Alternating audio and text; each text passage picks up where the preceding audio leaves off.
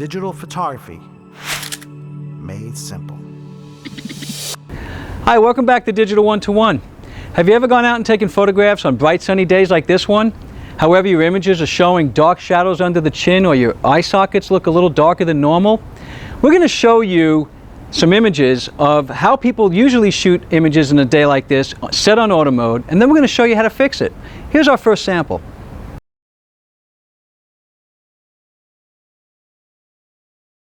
Today we're going to show you how to fill in those shadows by making them brighter. And like we rendered on our set here, I'm going to teach you how to use your flash and take it out of auto mode. Let me show you our adjusted sample.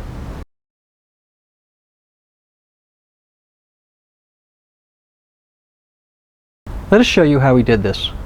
Our camera is now set in auto mode and our flash is set in automatic mode. And you want to look for that lightning bolt. It's also going to be here on your dial. Now this is the setting that we had when we showed you our first sample shot. This is also the setting that allows the camera to decide when to use the flash for you. Now you have these two choices. We have on and we have off. Now in order to take our shot like we did in our second sample, we need to bring our camera into the manual mode, and here when we press our flash, you see here on the dial the little lightning bolt, we notice now we have three choices. And what we'd like to do is settle in on the flash always on, which is the lightning bolt by itself.